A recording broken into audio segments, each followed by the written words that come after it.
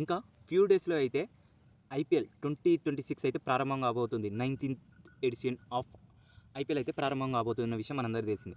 So ఈ సంవత్సరం youngest player ఎవరో, ఓల్డెస్ట్ ప్లేయర్ ఎవరో ఇప్పుడు ఈ వీడియోలో తెలుసుకుందాం మామ.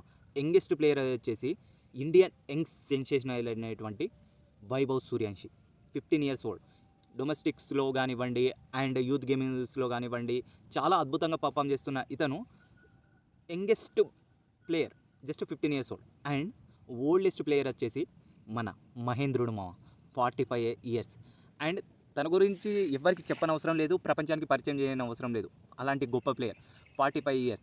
అండ్ చాలామంది అంటున్న విషయం ఏంటంటే ఈ సంవత్సరం మన ఎంఎస్ ధోనికి ఇదే చివరి ఐపీఎల్ సీజన్ అని చెప్పేసి అని చాలామంది అంటున్నారు. మరి ఈ సీజన్లో సిఎస్కేని 6th టైం ఐపీఎల్ ఛాంపియన్గా మార్చి తను ఐపీఎల్కి రిటైర్మెంట్ ఇస్తాడని చెప్పేసి చాలామంది అనుకుంటున్నారు. మరి అది జరుగుతుందా లేదా అనేది మీరు కింద కామెంట్లో చెప్పండి.